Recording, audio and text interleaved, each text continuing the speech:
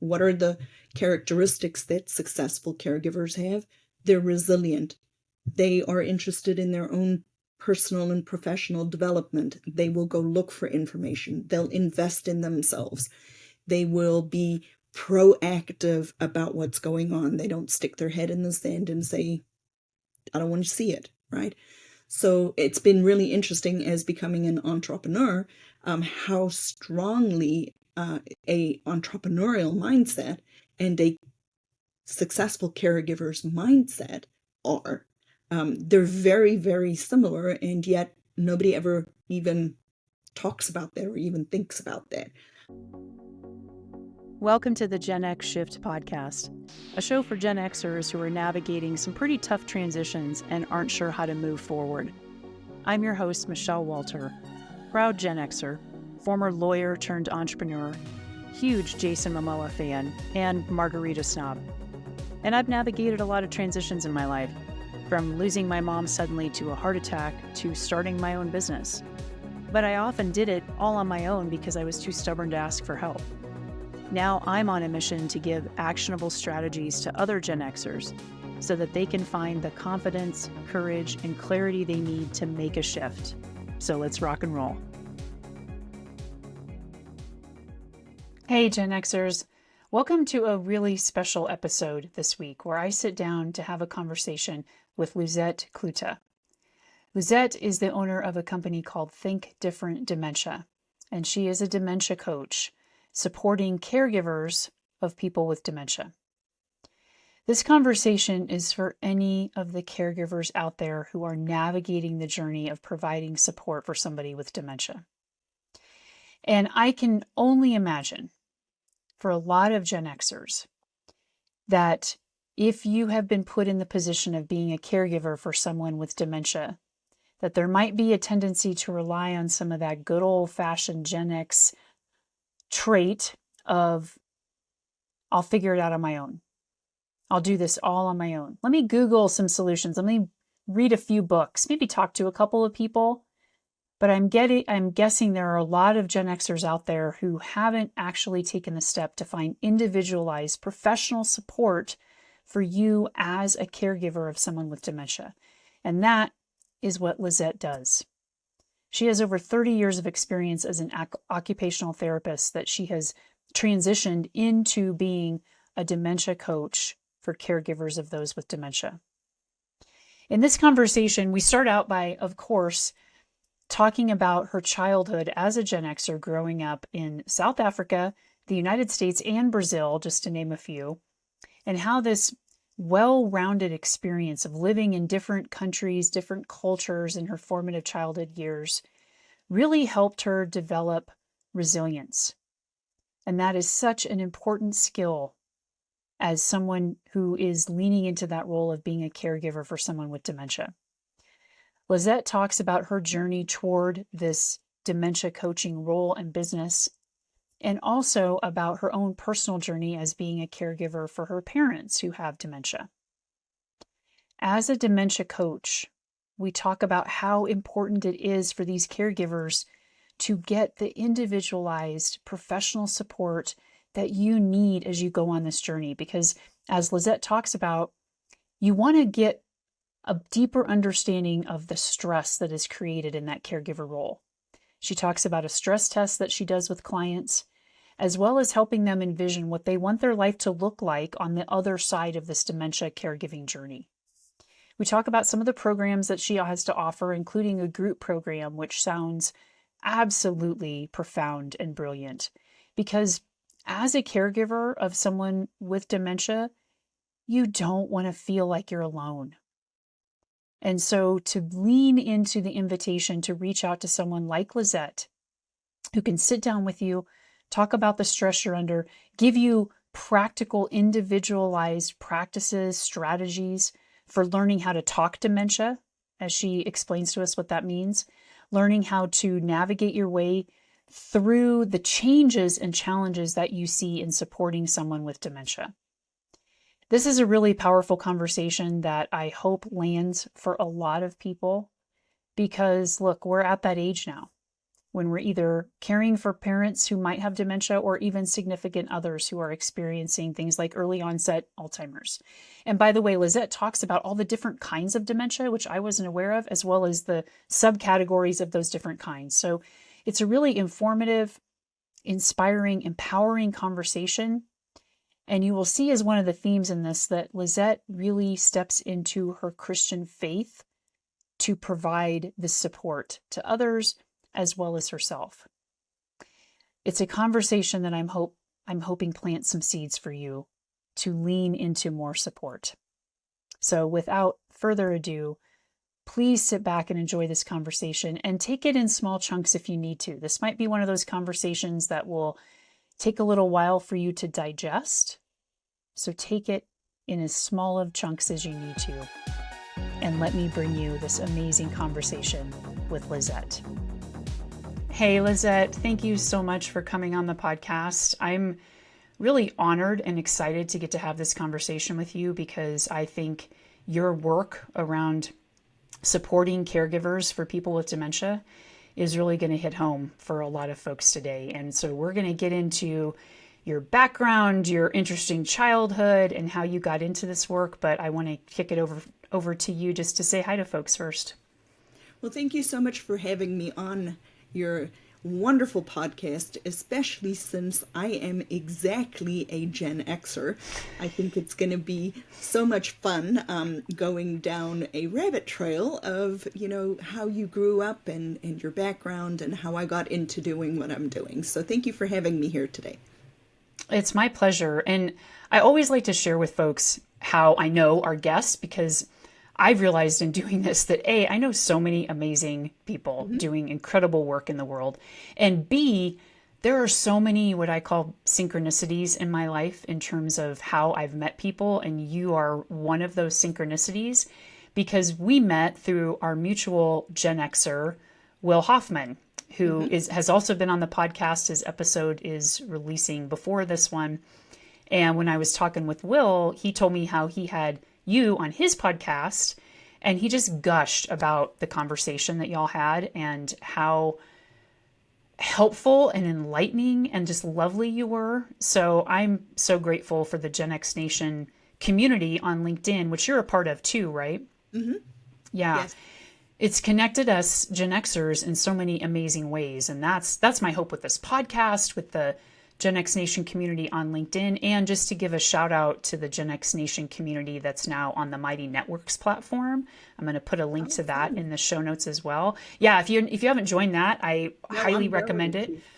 Yeah, Sarah Blankenship, our Gen X friend and Gen X queen, started the platform on Mighty Networks, and it's sort of a way to deepen the connection with Gen Xers and also give Gen Xers more thorough and carefully curated support around professional development, personal development, finances, military and veteran support, you name it. And so it's a really great platform for Gen Xers to come and join. So big shout out to Sarah for that too. So let's rewind a little bit because I haven't even gotten to hear. I intentionally wanted to save your fascinating story because we talked when we first connected on a call that you flagged for me that you have a really fascinating backstory. And so I was like, I want to be the first to hear it on the show. And so I want to rewind and get a sense of what life was like for you growing up as a Gen Xer and how that kind of set you up for a trajectory to do the work that you're doing around supporting caregivers of people with dementia. So take us back in time. Oh, wonderful. Thank you so much. So I am one of these people that is not afraid of telling people how old I am. I was born in 1970 in South Africa, and I was born to a father and a mother who were in the diplomatic services of South Africa. When I was 3 years old, we actually moved to the United States. So my dad was a diplomat at the United Nations in New York, and Central Park was my backyard. So I grew up in the United States from the age of 3 until about the age of 8. And I learned to speak English. I went to a private school in New York. And then when we moved back to South Africa, I had the best of both worlds, right? Because I grew up in a huge metropolitan city, had experiences that many people would never have been around. But at the same time, when we moved back to South Africa, we had the opportunity of playing in the dirt, fruit trees in the backyard, walking out of my grandmother's house and picking the fruit tree, the fruit off of the trees, just riding my bicycle miles to get places because we lived in rural parts of the world, in metropolitan parts of the world. I'm bilingual. I speak 2 languages, and vastly traveled through my upbringing as a diplomat's child in multiple different countries. So a lot of people, when they first meet me, they're like, you don't have a South African accent. And I always joke with people, I'm like, I don't have an accent. And then people are like, yeah, you do. I'm like, I understand I have an accent, but I don't have an American accent, and I don't have a South African accent. I have my own accent because I've lived in so many different places. And probably most of the reason people don't pick up on a South African accent is because I learned to speak English in the United States as a child. So, that's a little bit about my upbringing, but I've had very unique and wonderful experiences as a young person growing up. Didn't really appreciate some of them as much as I do now, looking back, but it was definitely interesting. Thank you for sharing that. It's so different from my background, by the way, growing up in rural Nebraska and never going anywhere.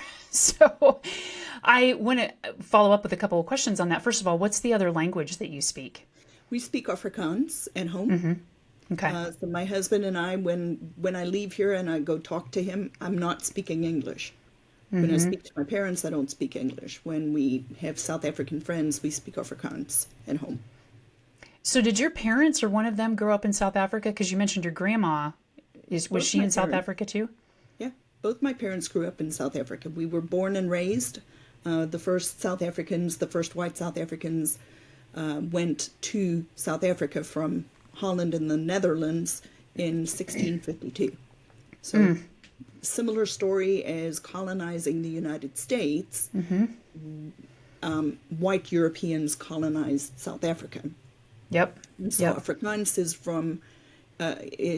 it was developed out of Dutch, out of the Netherlands. So a lot of times when people hear or speak Dutch, I can understand a fair amount of it. We understand Dutch better than the Dutch understand us. They call it baby Dutch.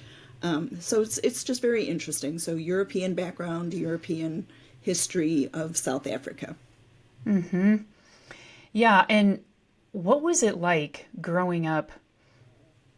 So it would have been probably late 70s, I guess, late 70s when you moved back to South Africa.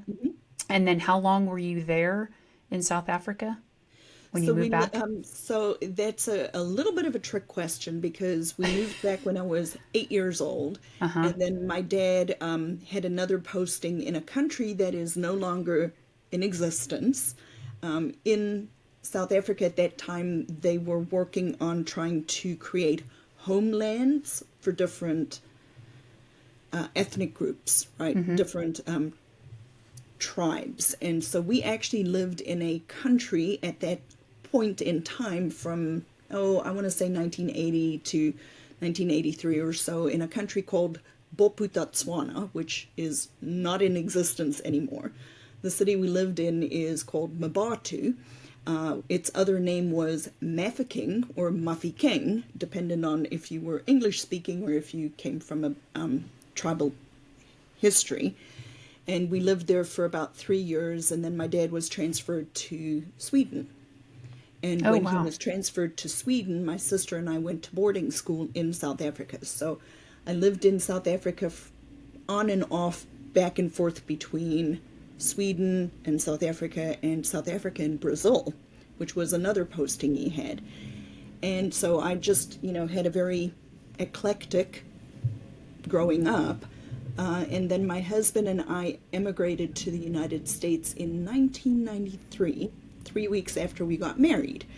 So primarily I have lived in the States now from that period of time, 31 years, plus the 5 years before, which is, I've been living in the United States about 36 of my years of my life. So 12 was essentially in South Africa. What a beautifully diverse childhood. And we were talking a little bit before we jumped on the recording today about, because I'm a white girl who's grown up in America, I am very well versed and swimming in Generation X. And over the last few years, I've gotten really curious about whether Gen X is a thing in any place other than the United States. So although the term Gen X wasn't coined until much like after we had sort of spent our formative childhood years growing up in the 70s and 80s, I'm just curious, like now and over the last couple of decades, is Gen X a thing in places other than the United States? I think it is, especially since it was coined, like, I believe in the early 1990s, because I told you I had to go research it myself. But a lot of the, so a lot of the music, a lot of those types of things, the stuff that, you gave me a cheat sheet of questions, though that music was all over the world.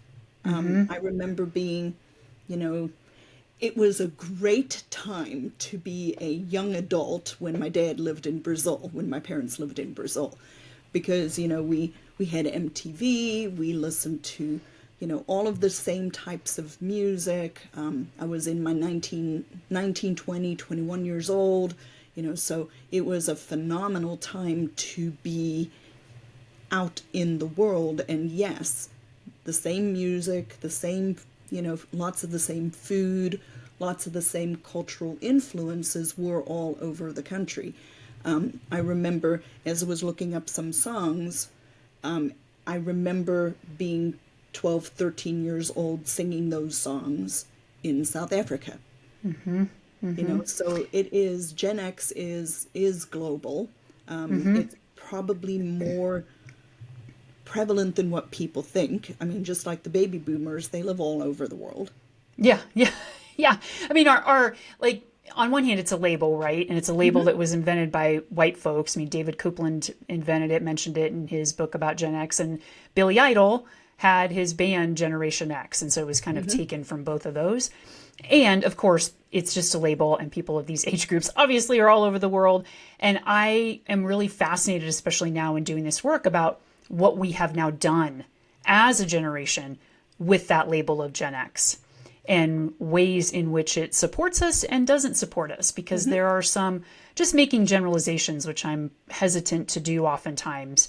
As a general matter, there are some behaviors, ways of thinking, habits, outlooks on life that any generation develops based on the formative childhood years of growing up in the decades that they grow up in, right?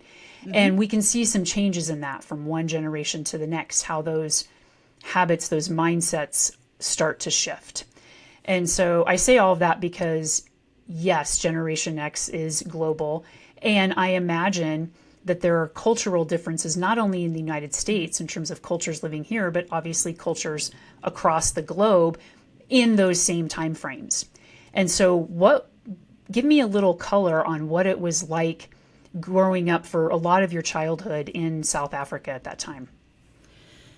So South Africa at that time was a very, very different than it is now.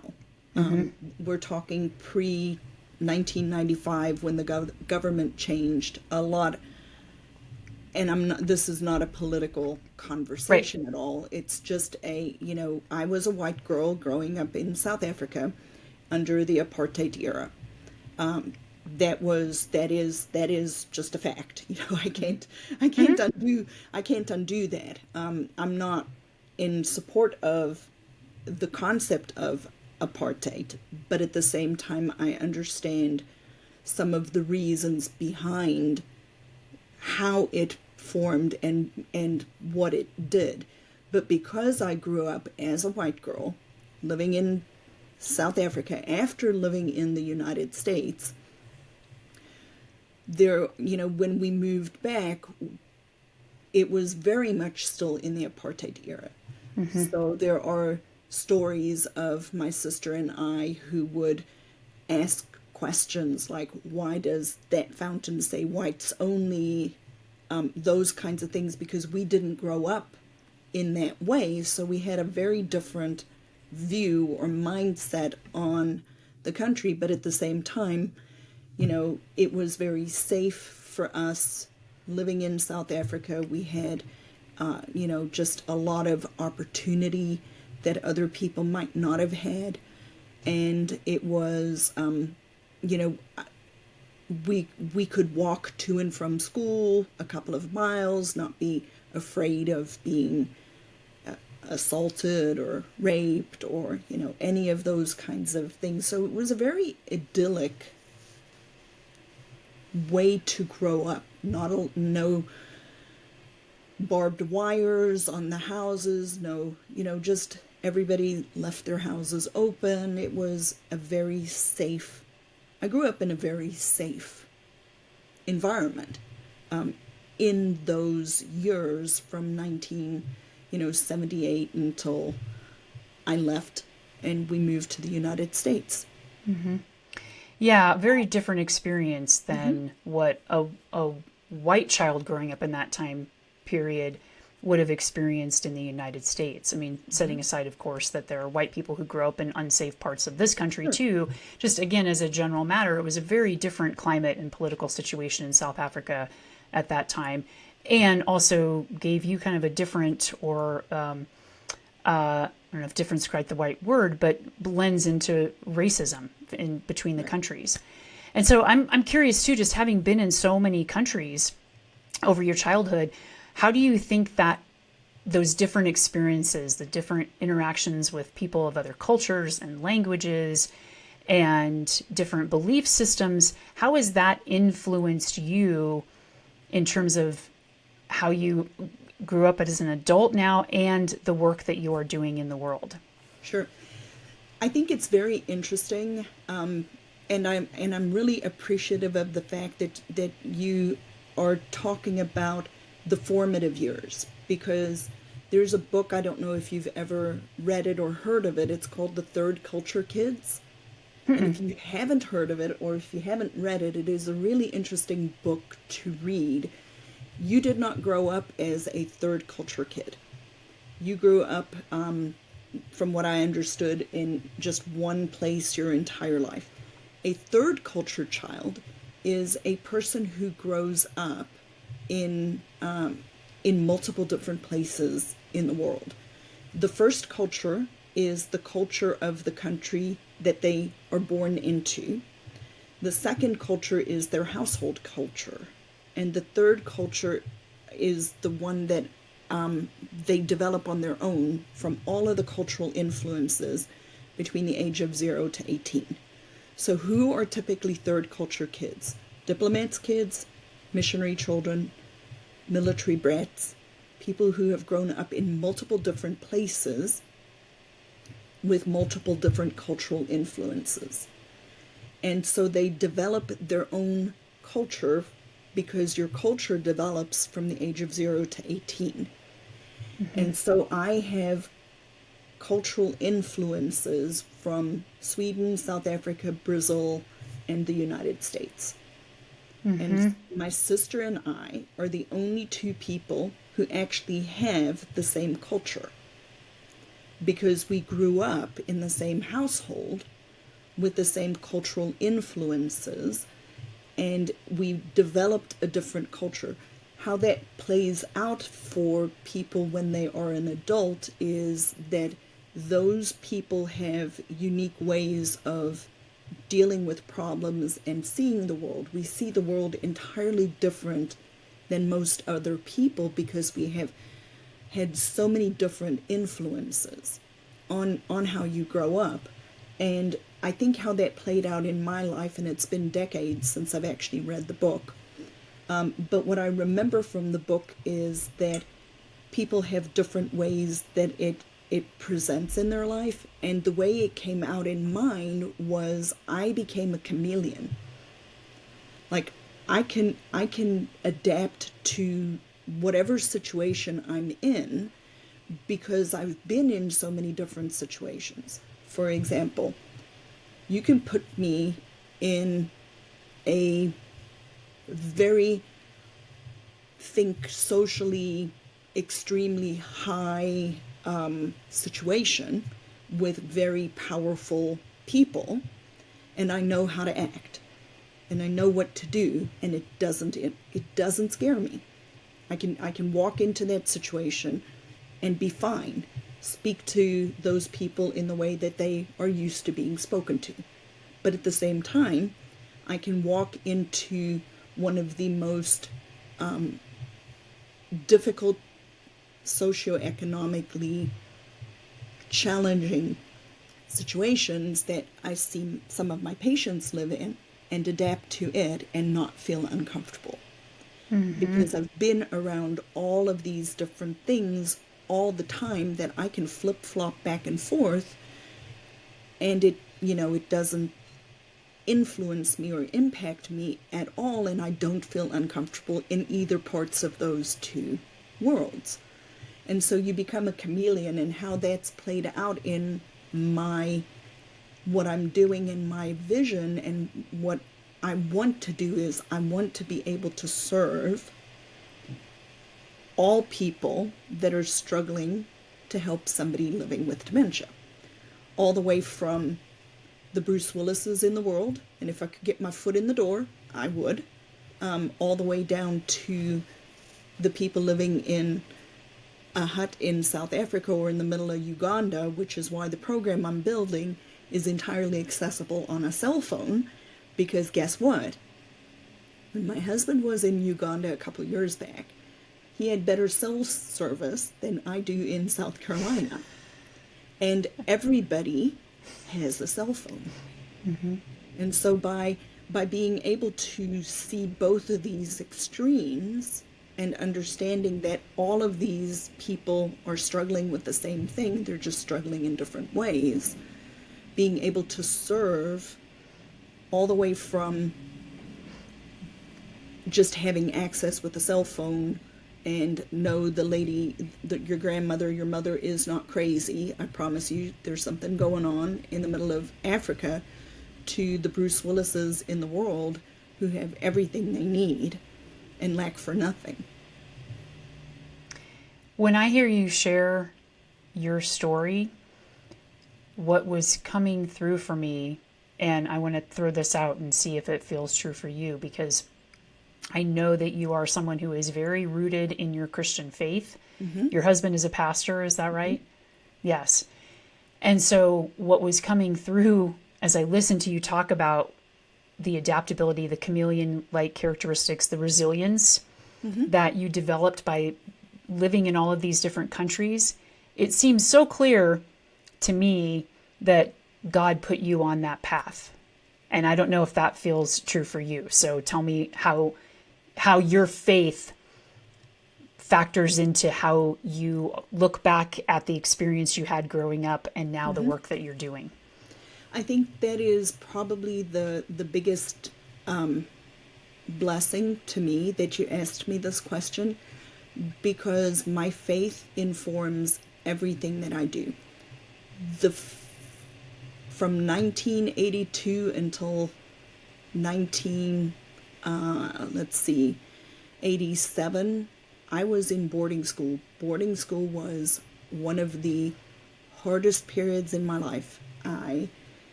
It was devastating. I was bullied. I was picked on. I was depressed. I cried for the first 2 years I was there. So all girls school, girls from the age of 12 to 17 are not nice people. Been there, done that, got the t-shirt, right? Yeah. A girl actually that was in boarding school with me at our 30th high school reunion, everybody kind of just, I didn't go because we were in the States, but she actually reached out to me and she apologized 30 years later. She's like, we were not very nice to you. I'm like, I know. What did that do for you when she apologized? It was like, I had let go of it a long time before. It was validation that people, when they grow up, sometimes they realize what they've done, to other people later on, and it was validating that yes, it wasn't all it wasn't all in my head, but then I had to deal with a lot of anger, a lot of just working through a lot of emotions after my children were born, because I'm like, how could you do that to me? How could you do this to my sister? Like my parents, like I had to work it out. It took me probably, my daughter was born in 1996, and when she turned 12, so that entire time frame, I was working through what I had perceived had been done to me, until one day, and pastor after pastor for years worked with me, because I could not get through it. I couldn't. I couldn't have this conversation without bawling my eyes out, right? But one day, and it was actually, my mom and dad had come to visit us, in the United States, and I remember standing in front of a mirror and looking at myself in the mirror, because my dad is an atheist and I'm a Christian. And so there's a lot of baggage that comes with just that conversation too. But I remember standing looking at myself in the mirror and saying to myself, I'm a born again Christian. I am no better than my dad. I'm just exactly the same there, but for the grace of God go I, right? And then also an awareness that my parents are fallible creatures, but at the same time, they made the best decisions that they knew how to make, and that everything that I experienced formed me and made me who I am, and I'm okay with me. And so therefore, I cannot hate the experience. And therefore, I let it go. And it was freeing. I had to come to a place where I could forgive my parents for what I perceived was done to me. Understanding and knowing from a Christian faith that I'm not required to forgive them until they ask. So I'm willing to forgive them, and that's what took the anger away. But they have never asked for forgiveness. And so you can only forgive somebody when they actually ask you for forgiveness. But I'm willing to forgive them, and so I carry no animosity, no anger, none of that, and I'm my mom and dad's primary caregiver. And I would not have been able to do that if I could not let go of it. Like so many of the people that I work with over the years that are so angry and resentful of their parents who now have dementia, and they resent being that caregiver, and until they can let go of it, it's not going to get any easier. That's such a beautiful explanation and perspective, and this is going to kind of give us an on-ramp now into what you're doing, and I just want to highlight a couple of things from that. First of all, I really want to honor and celebrate you for the commitment to yourself to do that healing work for you, and to find a foothold in your faith that supports you not only in your continuing healing journey, but now also supports you in helping others heal, which I think is just beautiful. And the second thing I want to highlight is it sounds like, as I listen, that the forgiveness was just as much, if not more, for you than it was for your parents. And that, for me, forgiveness is it's a big topic that is kind of hot right now on a lot of social media channels. So we'll get into that, but that can be its own podcast episode. I might have to have you back to talk about that. For me, forgiveness is more in line with what you said in terms of letting go, because it's for ourselves. It is for yourself. Yes, yes. And that seems so important when you're talking about now, as a child, caregiving for parents who have dementia that maybe you didn't have the best relationship with, maybe things happened between you and your parents, whatever it is. So we're going to get into that. And I want to kind of circle back to again, celebrate and highlight that your resilience, your chameleon characteristics that you developed growing up in so many different countries seems like it is foundational for the work that you're doing now. So tell me, how did you get into working with caregivers for people with dementia and starting your company, Think Different Dementia? Thank you so much. So it's a long backstory in the sense of I am an occupational therapist. That is my professional development, my degree. Okay. And when we moved to the United States, I recognized early on in my career that I started working like in nursing homes, and I realized I didn't know a lot about how people think. And I started to observe people in the nursing homes, like it was 1993. Short-term rehab looked vastly different than it does now.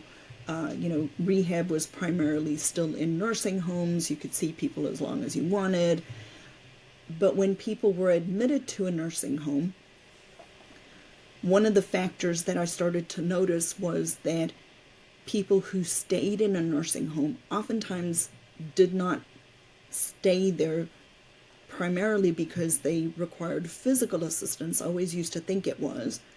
It played a part. Physical assistance absolutely plays a part in somebody being institutionalized.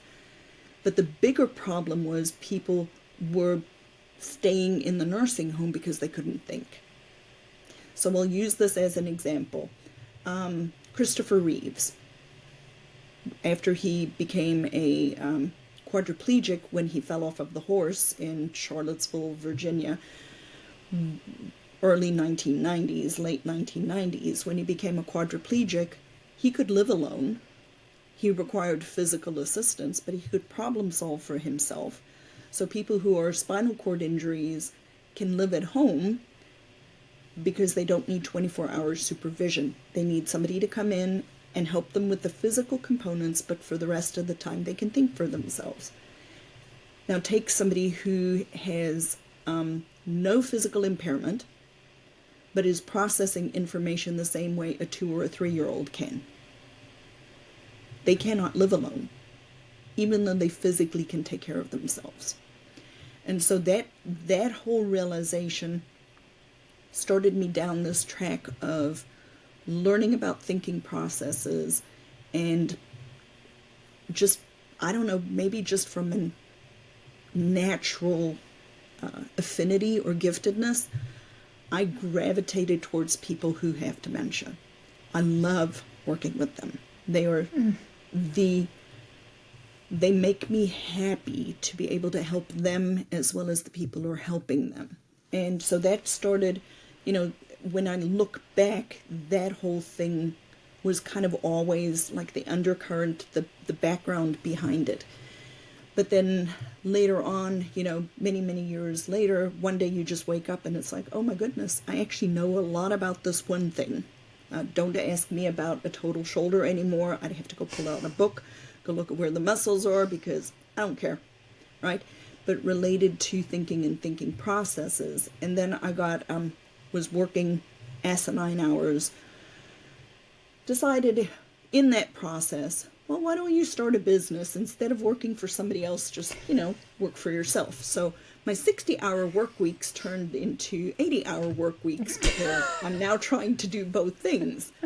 But part of the foray into that was I was around a whole bunch of people, and they're like, join Facebook groups, join dementia Facebook groups. And so I started to join these huge, big dementia support groups on Facebook, free Facebook groups. They are 50, 60,000 people in these Facebook groups, all related to dementia. And there are lots of them. So I kind of started hanging around in those Facebook groups. And then I'm like, ooh, Houston, we have a problem.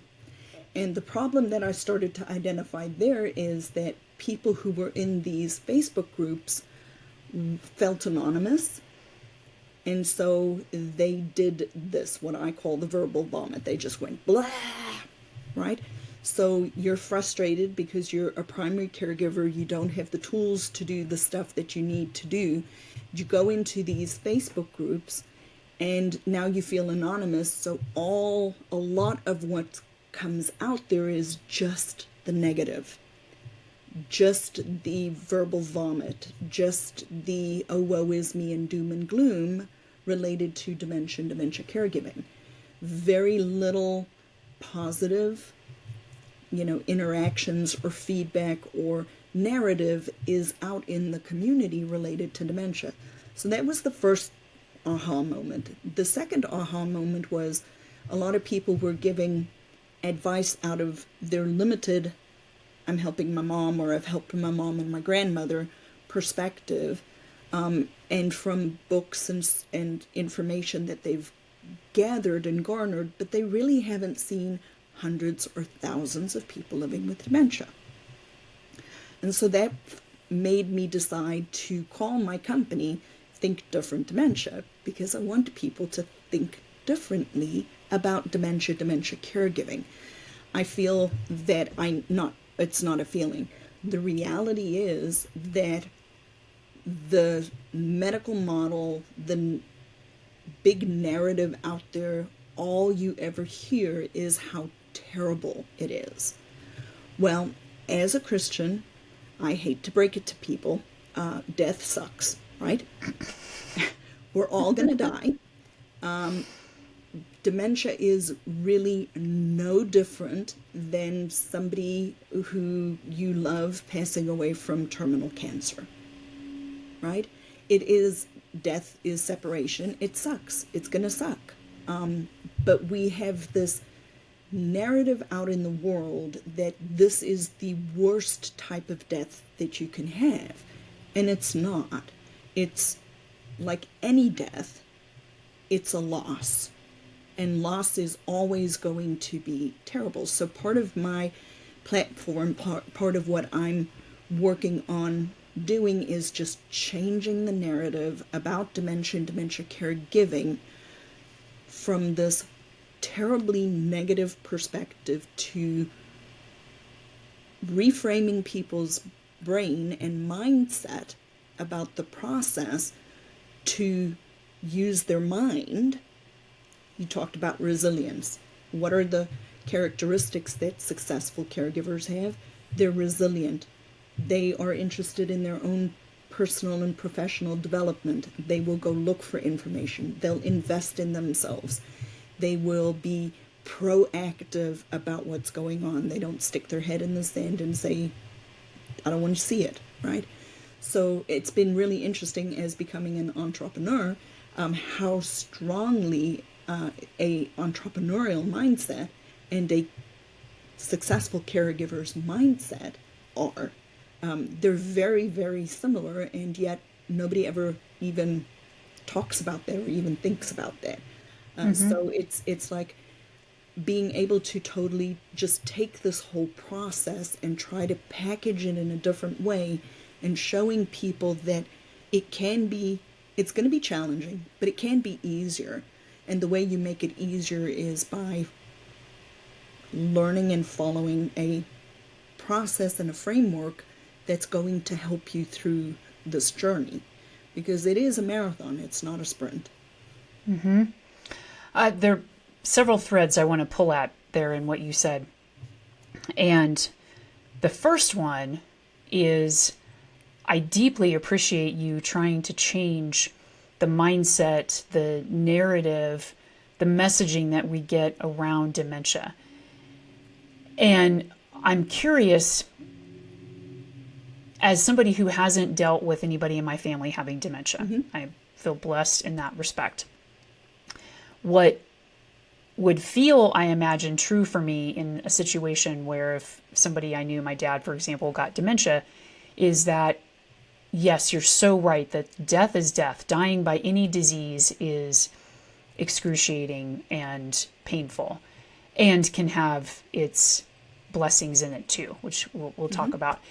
I'm wondering if what your perspective is on the reasons that dementia has really gotten so demonized, for lack of a better word. Is it because for the caregiver, it feels so personal when your parent, for example, is forgetting who you are? Whereas with cancer, there might be some dementia that develops, I'm guessing, as a result of some cancers.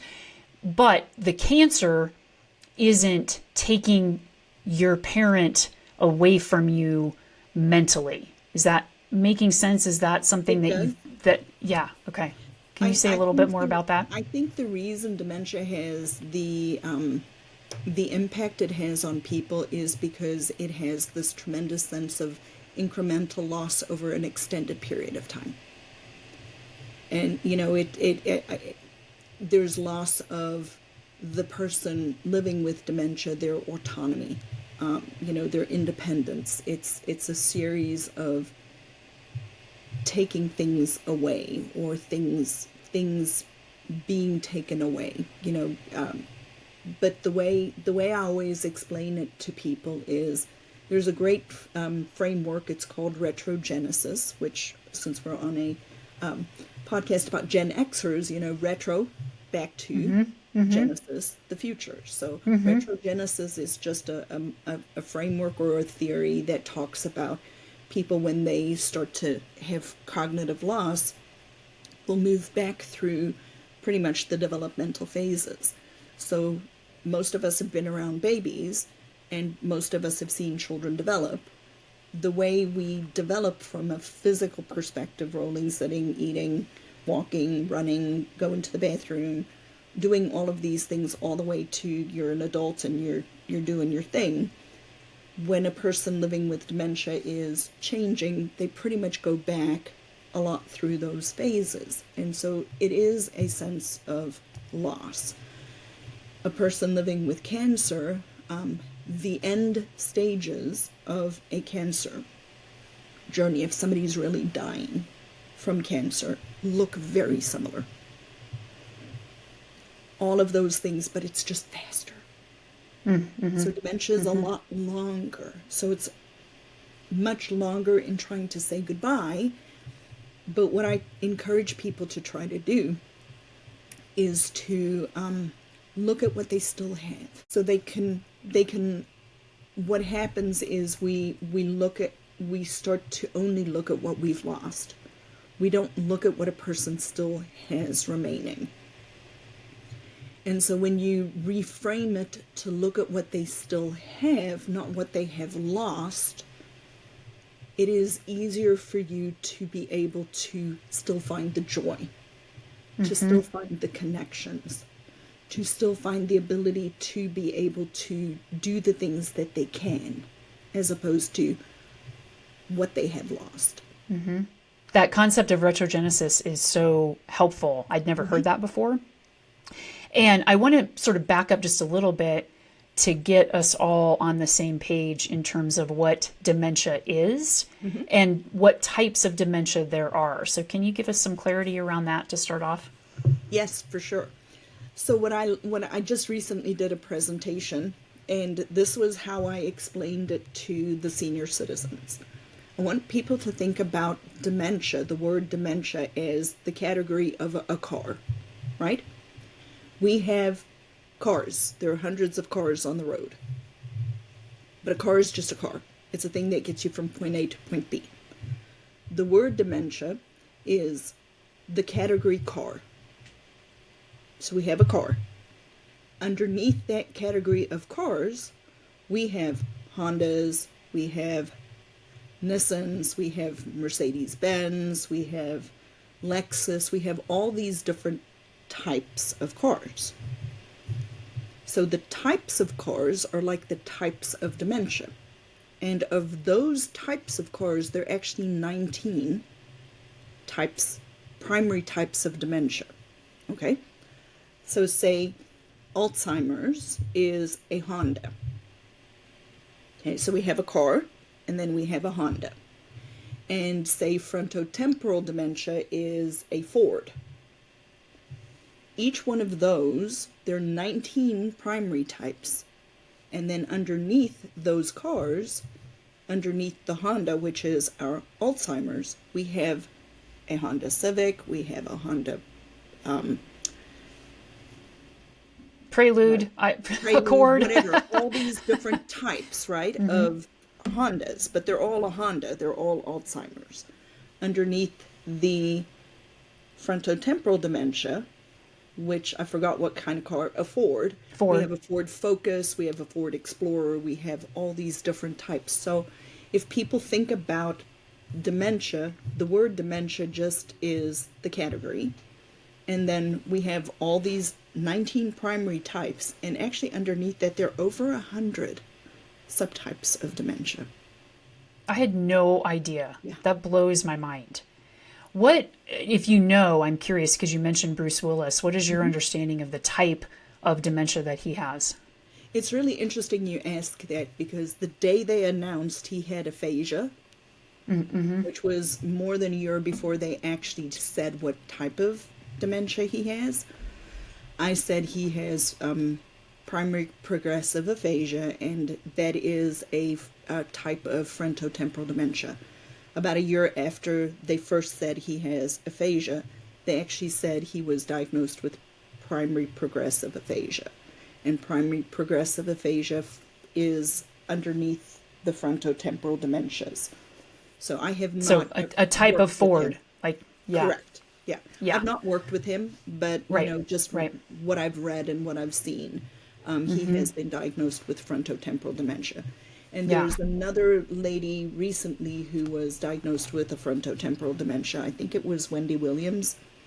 Oh, I I'd didn't know have to that. go look it up, but I'm pretty sure it was Wendy Williams, and she was also diagnosed with a type of aphasia that they've said is frontotemporal, but I could be mistaken on her. Okay. She's not Yeah, somebody we won't. Don't hold us to that, but yeah, somebody else. And because we hear so much about Alzheimer's, right? Like that's the big topic of conversation. So out of those 19 types of cars, do you know which one is the most prevalent that people are most often diagnosed with? Alzheimer's is the biggest category, and then so the Alzheimer's is one of the big ones. Frontotemporal dementia is one of the big ones. Vascular dementia, so anybody who's had a stroke or heart issues, vascular dementias are pretty prevalent. There's another one that's pretty, the Lewy body dementias, the Parkinson's disease dementias, and the Lewy body dementias.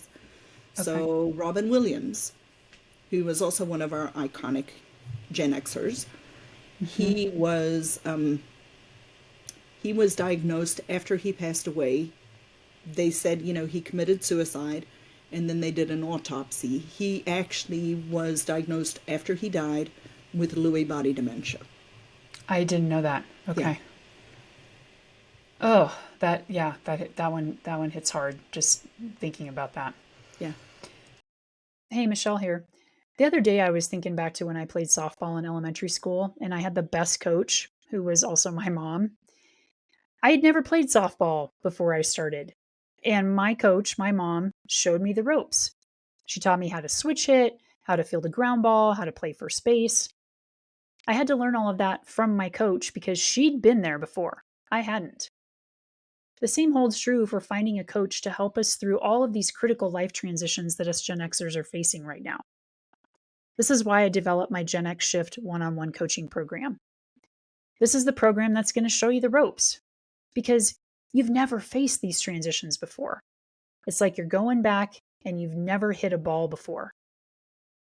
With the Gen X Shift program, you're going to find confidence, by understanding what's deeply important to you and how to make more conscious decisions.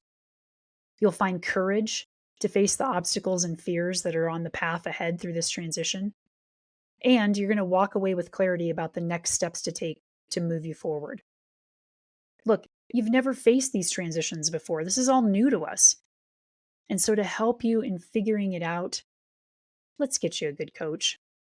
To learn more, visit lifefromthesummit.com/GenX Shift Program and schedule a call with me. That's lifefromthesummit.com/GenX Shift Program. And we can talk about how you can find that confidence, courage, and clarity to move you forward. Now, back to the show. So that's a great, I love a good visual. And I think that's really helpful. I had no idea there were 19 types of dementia, types of CARs, and that further underneath those, there were upwards of 100 of those types of categories of dementia. Yeah, that blows my mind, no pun intended. So, okay, so we have that foundation now. And you hit a little bit on the qualities, the characteristics that are supportive for caregivers to have when they are trying to support people in their life with dementia.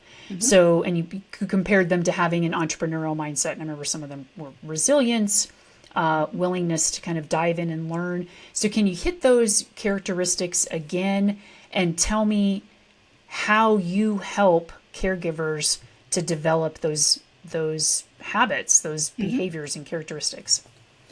So it's a combination between like an entrepreneurial mindset as well as just my Christian background.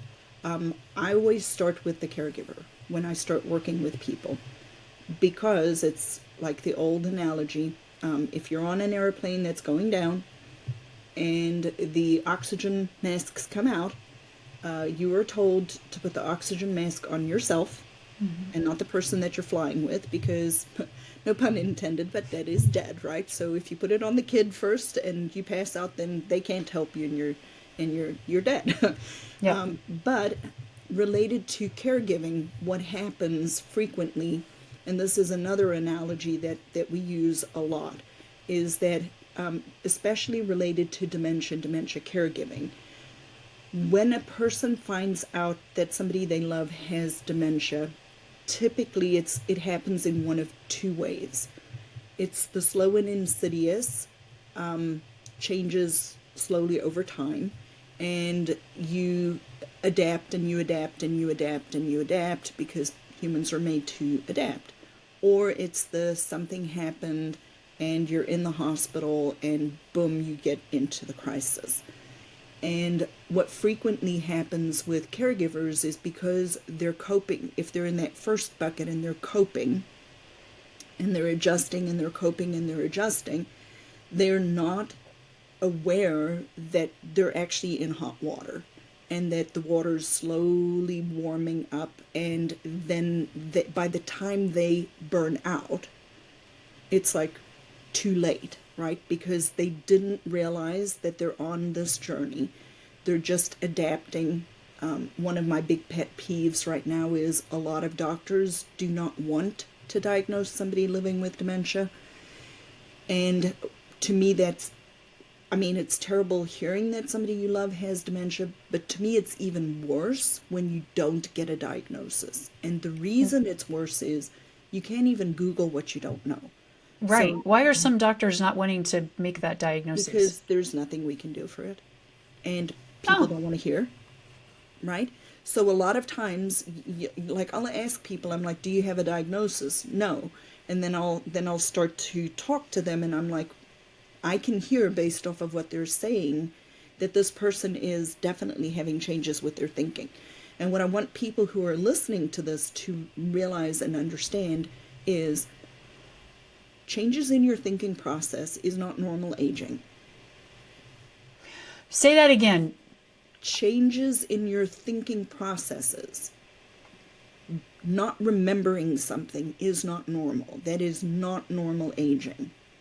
So can you make a distinction for me? Because I'm like, I'm like throwing in like menopause, which has so deeply affected my like memory and just stress. So how do we know what's sort of normal forgetfulness or not normal forgetfulness, or is there such a thing as So normal forget? forgetful is Yeah. very different than memory.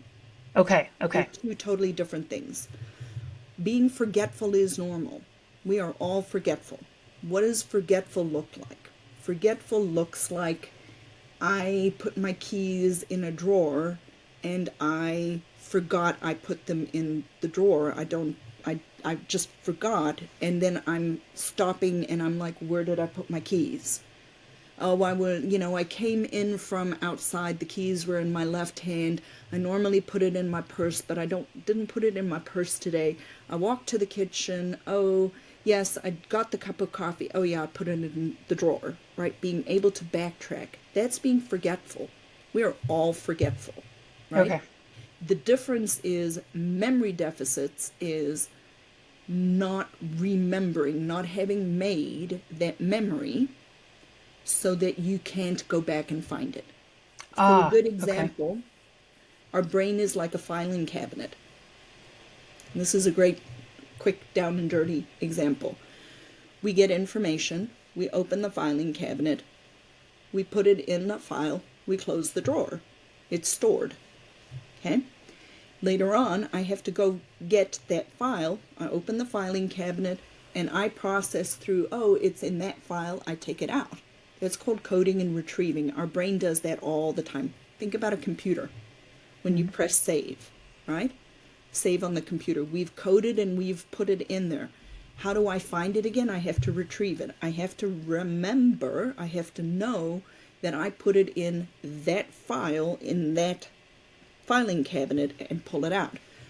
How do I know when somebody's having trouble making a memory? Is if they are not able to actually code and retrieve that information.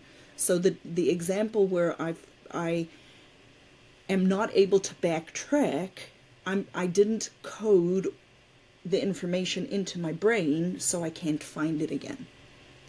That's the difference between being forgetful and not making a memory. So, a down and dirty way of being able to, know that is, if you're truly struggling to remember something, it means you didn't likely put it in your filing cabinet in your brain. So you didn't ever make that memory. So with menopause brain and those kinds of things, as long as we can, we can backtrack, we're all not going to remember everything. We definitely all have Right. some short-term memory problems Right. at some points in time. But the difference between knowing that you have to be concerned is, can you go find it again if somebody gives you a clue? Like if you're given a little bit of a hint, can your brain say, "Oh, I put it in this filing cabinet"? That's super helpful because, and I'm not expecting you to diagnose by any stretch, and we should make that caveat, right? And I think this context is very helpful because I feel for me, or I believe for me, that there's so many things right now impacting my memory. Not sleeping enough, being postmenopausal, being an entrepreneur, stress, yada, yada, yada. And so oftentimes I'm like, oh, dude, I just forgot that person's name. I know their name. I know it's in there. I just can't like grab the file right now. And it might be a day or two, but I do eventually grab the file. That's forgetful. That's not memory. Yeah, I think that's really helpful for people to have because I have friends who have parents who have had for mostly Alzheimer's. And my friends will experience things like that and they will start getting very concerned that, oh, I'm showing signs of Alzheimer's. So I think that's a really helpful foundation. And I'm also going to put words in your mouth. If people are concerned, they should take steps to have that checked out. They need to have it checked out. Absolutely. Yeah. And they can come to me and I can point them in the right direction. Yeah. So let's start there. I don't know where we're starting, but let's pull on that thread for a little bit, because I want to get folks really clear on when people come to you, why they would want to think about coming to you, what your process is. So let's start at the beginning. Okay. If someone is concerned about their parent or their spouse. I've had friends whose spouses have been diagnosed in their 40s with early onset Alzheimer's. If they're concerned, what's a good place or places for them to start to get a better understanding of, is this something that I really want to be concerned about and start getting some more long-term support for? I think that's a good place to start. So if people are, the first thing I want to say is, if somebody has a diagnosis, and even if you're just suspecting something's going on or something is occurring, do not be the ostrich. Do not stick your head in the sand and hope it goes away. If it truly is a dementia process, it is challenging, but there are things that you can do. And what I mean by that is preparation is key. So when I work with people, I always begin with the end in mind. So for example, say I'm just making up a story. It's you and you're helping a parent who is living with dementia. I would start with you, because when you are done with this journey, if it's 5 years, if it's 10 years, if it's 15 years, what do you want to look like on the other end? Right? You're about my age, right? Do you have kids? Do you have grandkids? Do you want your own health to be good? Do you want to still have a relationship with your spouse or with your own adult children? What do you want your life to look like? Regardless of if you're a spouse of somebody or if you're the child of someone, there is life after dementia. There is life afterwards.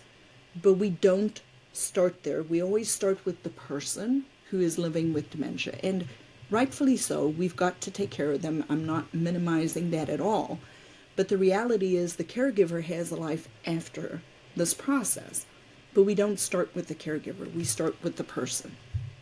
So I want to pause on that, because I think that's super important. And for every Gen Xer who is listening right now, I want you to stop what you're doing, come back and pay attention for a moment, because first thing that fired off in my head is that in typical Gen X fashion, especially in the United States, I think, it is going to be so common, I'm suspecting, that a lot of Gen Xers who are the caregivers for people with dementia is they're going to be like, I can't be worrying about me. That's selfish. Why would I want to think about what my life is going to look like after dementia? Like, I need to focus on my parent or my spouse who's now been diagnosed or having this issue. So I really want you to emphasize and ring a big bell for why it's so important for Gen Xers to focus and prioritize, put their mask on first. They absolutely have to do that. And you know, I mean, I love all the different generations, the greatest generation in the world. I mean, I worked with so many of them as an OT in facilities, you know, these World War II vets and so on. And then the baby boomers, right? My mom and dad's generation that literally had the silver spoon put in their mouth, and they just pretty much could do whatever they want. And they, you know, and I love them dearly, but they're extremely entitled, right? I want it my way. I want to live in my house. I want to take care of me. You know, I've collected this shit. Excuse my French. No, please. French is a welcome language here. You know, I want to keep my stuff. I want to live I love my artwork. I love my silver. I love my stuff. I want to live. This is me. I want it, you know, like I had a conversation with my dad, who said, yeah, when your grandmother shouldn't have been driving. I'm like, why didn't you take her license away? He's like, I wasn't going to do that. I'm like, dude, take some responsibility, right? So they are going to say to you, I've been entitled, this is what I want, right? The millennials on the back end of us, they're doing their own thing. You know, I don't want to say they're entitled. They've got to work their butts off. They got a whole bunch of other stuff that they've got to contend with. But when we are here in this middle ground, in this middle mix, because I come from a Christian perspective, I believe that when I got married and left and cleaved, and my new family is my husband and I. And so all of the decisions we make related to my mom and dad and taking care of them are from our perspective, not from theirs. because we are a new house. We are a new family, 31 years of a new family. But my husband and I are the primary relationship. I'm not saying I'm not willing to help my parents, but it has to be formed and decided from that perspective. And so I've seen too many family caregivers who are just focused on taking care of the person that needs the help and are not taking care of themselves, which then is going to continue to precipitate this whole mindset of, early institutionalization, or then I'm kicking the can down the line. If I don't take care of me and something happens to me because I'm stressed, I'm tired, I'm overeating, I'm drinking too much, I'm doing all this stuff because I don't want to deal with this, then what have I done to my kids? Yep. And my grandkids. And your significant other, or Exactly, in the future. So we have to start with the caregiver first. You cannot start anywhere else. And then you have to plan for it. So part of what I do with people is I develop out their plans. It's not a, by this date or that date, this is going to happen, but more a, what are your options? What different types of things can you do? And then I teach people to speak dementia, because it's like learning another language. And if you don't know how to speak dementia, then we inadvertently, as the caregivers around them, are actually making it worse for ourselves. Because you can choose to take the time ahead of time and learn how to speak dementia and what you need to do and how you need to work with the person that you're helping, or you can constantly be putting out the fires that you've inadvertently created for yourself because you didn't know any better. Like one of the ladies I work with, she's a little older than me. She's probably in her early 60s. She's like, but I can still reason with my mom. And I said to her, I'm not helping your mom. I'm helping you. I'm teaching you the skill that you are going to need in 3 or 6 months, because at some point or another, you're not going to be able to reason with your mom. And now you've taught yourself to try to reason through this. You can't reason with somebody who's not able to reason. So I'm teaching you not to reason with her, so that later on you've already learned the skill and you're not trying to unlearn everything. That's a really great example, I think, of learning to speak dementia. What are some other examples when you say teaching people how to speak dementia? What does that look like? Every single, the catchphrase in my world is challenging behaviors, right? So people living with dementia have what we as society, the people around them, call challenging behaviors. And I believe they're called challenging behaviors because they challenge me. They don't challenge them. They don't bother the person living with dementia. They bother the people around them. So these challenging behaviors can be in a variety of different ways. Things like refusing to change or to take a shower, or pacing up and down throughout the house, or just crying all day long, or trying to walk out the house, or sundowning, all these different things. Well, there's certain things that either make it better or make it worse. So if you don't know what you don't know. So if you don't know that it could be something happening with the person, right? They're tired, they're hungry, they're constipated, whatever, right? Something happening with them. Or it's something in the environment. You and I can have this conversation. The TV could be on in the background and we can tune it out. And we could still focus on one another.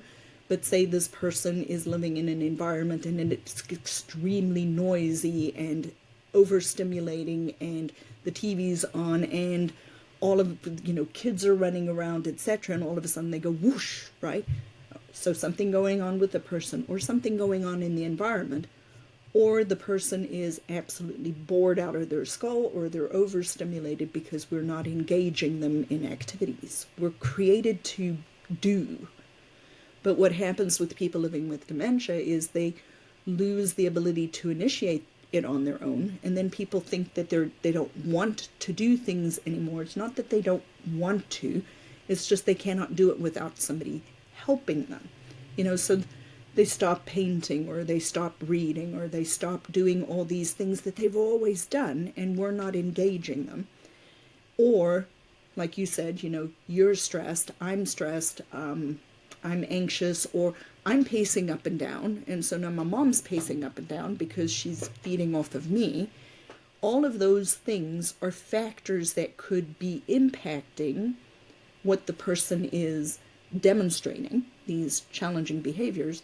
But if you don't know how to look at that problem, if somebody doesn't teach you where to look and give you ideas and strategies, then you're up a creek and you don't have a paddle, because you don't know any better. And so you're constantly just doing something that's actually making it worse.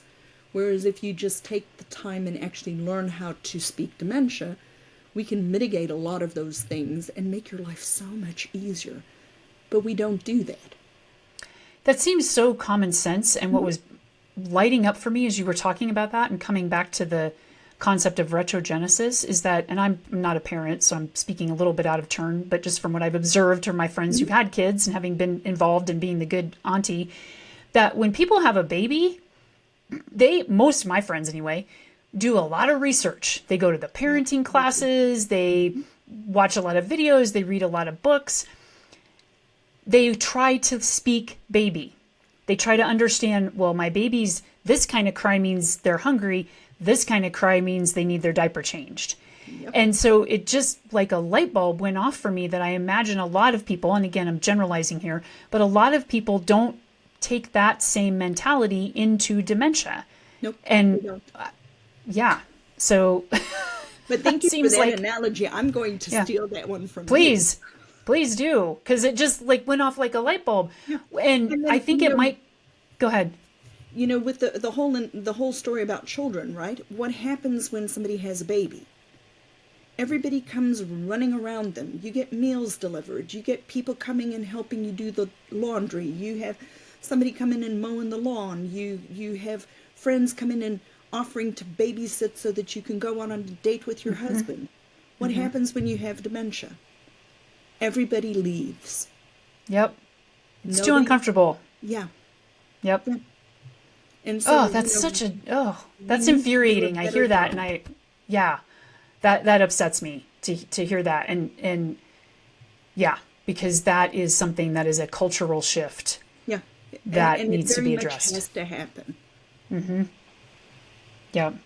So what is the process that you take somebody through? To the extent there is a process, I imagine there might be some differences sort of depending on the caregivers and their situations. But in general, what kind of process do you take somebody through when they come to you for support?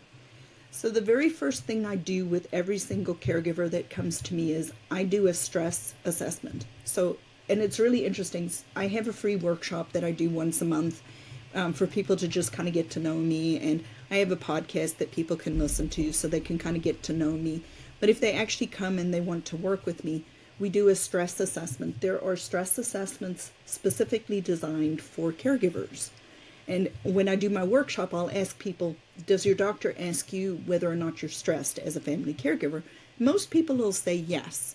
And then I say, do they actually do a stress assessment? And then they'll say no. Well, the stress assessment has been designed to show us 5 different buckets of where your stress might be. So not just I have 10 out of 10 stress, but which particular bucket is your stress levels in? Is it the physical caregiving? Is it the relationship components? What is it in? Because if we know which one of those buckets they're in, then we can start to build in strategies to help decrease your stress levels. So I start there. I start looking at, I talk to them and figure out where the person is that they are helping. Then the research has shown that the most effective dementia caregiving programs have the following characteristics. They are, the caregiver is active. They have to actively be participating. They have to be willing to learn, and it is over an extended period of time. It's not just once and over and done with, right? So a lot of people who are in this ecosystem that I'm in we'll do like one-off consultations for X dollar amount. What I decided to do is go with more of a longitudinal plan for people, because it is a marathon, it's not a sprint. I want people coming into my ecosystem, and then I want to walk with them through the whole process. I don't want it to be just 2 or 3 weeks or a month or whatever. I want to work with people for years. I've worked with people for years. I had a young man I worked with through Facebook Messenger before I actually even started my business, that for over 3 years, he would message me a question. I'd message him back, or I'd leave him a voice memo. We spoke on the phone. I helped him for 3 years with his mom and dad so that he could navigate this process. It has been at least 2 years since they both had passed. He still messages me today. That is what I'm trying to create. I'm trying to create a community and a way for people to have that support around them. And then we work on the actual skills. So we do it in a coaching container where I do either individual coaching with people, or I do it in a group coaching format. The group coaching has been extremely successful, because that's where people will sit and listen to questions, because people are at different stages of the journey, and they actually are learning to speak dementia. One of the ladies I've worked with, she had a little speed bump, and when she came back to the coaching calls, she's like, I didn't realize how much I'd been learning until this happened with my mom, because the entire time I was dealing with it, I kept hearing you in my head, and I knew what to do because of just listening to the questions over and over. So that's where we learn the skills. And the skills are all the way from the physical skills of caregiving all the way to the how to manage those behaviors. We also focus on the caregiver's mindset themselves, and then we develop out a plan. So the premise is that my goal is that people join and that they stay with me through this entire process with the person that they are helping, so that they have the longitudinal support. Because that's actually what research shows is effective in dementia caregiving. What happens when you go to the doctor? You see the doctor today, you come back in 6 months. Well, a lot changes. Dementia is like an ever-rolling stream. That something's constantly changing, but we are not anticipating or planning for those changes, and you can. Everybody's like, well, every person with dementia is unique. Yes, they are, but the process is the same.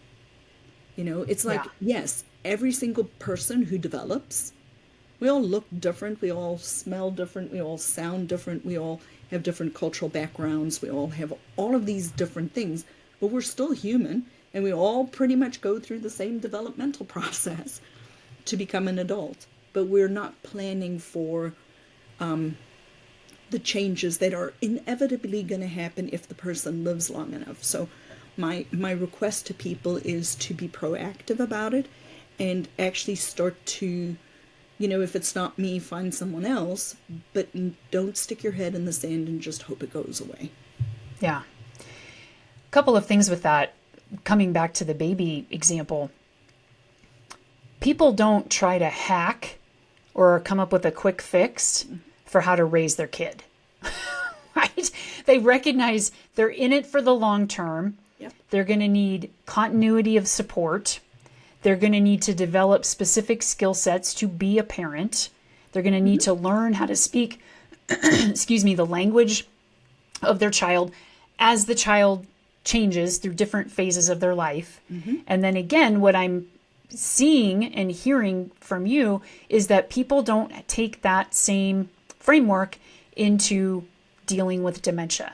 And so again, the important, come back to us if you've been doing other stuff and listen up, that the important takeaway here is that professional support, continuity of support, developing the caregiver mindset, understanding how dementia is going to change, and being able to have skills and frameworks to support you as your loved one with dementia changes is so important for you as the caregiver to not only come out the other side of it, back to what you were talking about, but come out the other side of it however you want to come out of it, but also to still have a life and still be supported and not completely sacrifice yourself through the process of caring for your loved one. And so I am really curious. You and I talked about this. Why is it then that people are so reticent to come get that support from someone like you, and B, invest in that kind of support? Because you mentioned that a lot of people have reached out to you and said, you should be doing this for free. Yeah. So tell me why it's so hard for people to get support, and why it's hard for people to understand that this is an investment that's worth making, just like you would hire a nanny or a doula or whatever it might be for your kid. So I think the first part of it is, unfortunately, people, and I'm gonna just say it, I'm not gonna be popular, but Medicare has caused a lot of this. People believe that the healthcare system should solve this problem for them. Why should I pay for dementia coaching or for this education? I should be getting it from the healthcare system. Well, the healthcare system is not set up, nor is it ever going to be set up to provide this. It is, it's just like, we'll use the analogy of the kid again, right? When you go to the doctors are not going to raise your kid for you. You're going to go to the doctor, you're going to get your shots, you're going to get your weight and height and those kinds of things. They're going to say kids are undernourished or overnourished, put them on a diet, give them more food. But the onus is on you as the parent to actually do those skills. The flip side of it is, people who are on Medicare or because of insurance believe that these services should be free. Well, sure, you can get some skilled therapy as I'm an OT, PT, speech therapy, etc. that is provided through Medicare for people living with dementia or their insurance company. The reality of the matter is that it is a very, very, very, very specialized field. So it's kind of like trying to, we always use this analogy, it's like trying to take your Tesla to the Jiffy Lube, right? You're not going to take your Tesla to the Jiffy Lube. But people are taking their Tesla, their brain, to the Jiffy Lube PT or OT that's a generalist, and I'm a therapist, so I'm saying this of myself and my colleagues, right? Don't make me do a shoulder. I don't know anything about a total shoulder anymore. Go to the therapist who knows about a total shoulder. They are going to do a much better job of helping you than what I will. But when we go and we get the prescription to go to a PT or an OT or a speech therapist, we typically get the generalist who has no earthly idea what to do with these people. And so it's one and done, or a couple of weeks, and there's really no change. And so why would you then want to, if that's been your experience, why would you want to then pay for something because you had a bad experience in the healthcare system? Because the healthcare system isn't designed to actually fix this problem, but people want it to fix it. It's not going to. And then the second reason related to why people are not investing in this is, I think, because they just believe that, you should get it for free. Well, you know what? The information is out there. Like, you can Google it. You can buy the books. I have them all in my bookshelf behind me. You can spend the hours. You can spend the 30 years it's taken me to learn how to speak dementia. You can take that time, or you can go to somebody who has, invested in themselves to be able to condense this and distill it in a way that's bite-sized pieces and only what you need to know. If you're helping somebody with dementia and it's Alzheimer's, you don't need to know about frontotemporal dementia unless you're interested in it. But when you come to me and you have a very specific problem, I'm fixing that very specific problem and giving you strategies and solutions that you don't have to spend hours learning, researching, trying, throwing spaghetti at the wall, trying to figure out what's going to work, what's not going to work. It's trial and error. We're going to make mistakes. But the reality is it's going to be significantly faster to join a program where you're getting this help. And it has to be, the only way it's effective is if it's over time. You can take a course. Courses are great. You can do lots of summits and seminars and webinars and workshops and listen to YouTubes and podcasts, and all of that stuff plays a role. But if you really want to make it easier for yourself, you have to have somebody who walks with you. Nobody expects an NFL player to have gotten to be an NFL player without a coach. Right. That's just again, such what I call like a duh. Like, duh. Like, no, nobody, so many things that you're saying just to me are like, well, duh, common sense. And yet in this country, and I think especially with Gen Xers, which is kind of a carryover from the boomer generation, we have this mentality of, no, I'm going to figure it out all myself. Why pay for it when I can do it myself, right? But when it comes to getting a coach to help you run a 5K or be a professional sports player, don't even think about it. Absolutely. But when it comes to like the quote softer skills that deal with our mental and emotional health, then we often don't even think about getting the support of a professional. And when you were talking about the group program that you have, which I think sounds lovely, one of the things I was thinking of, and I granted, again, I'm speaking a little out of turn because I've never been to a support group. I would imagine, and what I've heard from others is that support groups, so if there are support groups for dementia, which I imagine there are, can be great. And they're places where you can go just kind of offload, like you were saying about some of the Facebook groups, just kind of offload. And you might get some advice from other folks in the group.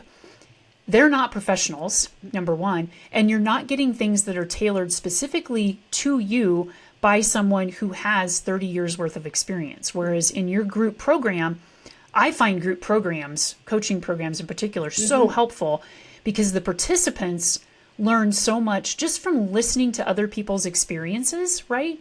And then also getting the tailored individual support from the coach, from you. And so there's just a wealth of support and permission and wisdom to be found in group programs like that, which is what I hear you. You're not alone. That's the other thing is people who are caregivers feel alone. Then you're not alone. Yes. And what I find interesting, one of the ladies that joined my group coaching program is actually an Alzheimer's Association support group facilitator. She joined your program. She joined my program because she recognizes that she is not getting support because she is the facilitator, and her experience level, or her parents, who she's both supported, she has experience from other people's experiences and helping them. But her experience is still extremely limited to a couple handfuls of people that she's helped over the years, as opposed to legitimately for 30 years, 1 out of 3 adults over 63 have some form of cognitive loss. I've seen thousands of patients over 30 years. I worked in an acute care hospital where I would have 8 new patients every single day. You do that for 10 years, you've seen a heck of a lot of people. And, out of those 8, probably 3 every day would have some form of cognitive loss. So I eat, dream, sleep. I love working with this population. They were so near and dear to my heart because nobody really, I don't want to say nobody really cares about them because that's not true. There are other people like me who are doing that. But I have a natural affinity for being able to figure out what makes them tick. Yeah. I mean, I can pick up on that because, again, I think as someone who your faith is very important, I would feel, if I were a caregiver of somebody with dementia, that you are a soft, safe, non-judgmental, supportive place for me to land. And I don't think that a lot of caregivers have that, nor are they coming back to the put your plain mask on first, nor are they feeling like they can tend to themselves so that not only can they care for their parent or their spouse or whoever it might be, but so that they're still showing up in life, so that their life isn't being taken away from them because of this one role that they might be being asked to play. So you shared a couple of one or two client stories, and of course, respecting confidentiality. I just wonder if you have some other stories that you would like to share in terms of what you have seen clients experience when they come and get this kind of support from you. So one of the ladies that has joined my community, ironically, they are from South Africa as well. Oh. And she has become a very close friend. We've become really good friends. And I asked her one day, she was interviewed on my podcast. I asked her one day, when she first met me, when we started working together, what was her stress levels? And she told me it was a 10 out of a 10. And I said, okay, what are your stress levels now? And we've been working together for about 9 months. And she's like, oh, it's a 3. It's a 3 out of a 10, which is a significant improvement in just her own life. And then I asked her, because a lot of times people, you mentioned time. A lot of people don't want to put in the time. And I said, so this is a barrier for some people. They don't want to invest the time. And she's like, oh, I can't not do this. The 1 hour a week, because at that time it was, the program is developing, so I have more periods of time people can come. But the 1 hour a week I invest every single week has saved me so much money and so much time by being able to not just constantly be trying to figure it out on my own. I work with family groups, so when people join my program, it's one of those things, it's like, oh, well, I automatically do it, so I don't even think to tell people. But when a family member joins, I tell them, who do you want to join? Give me their email addresses. They can join.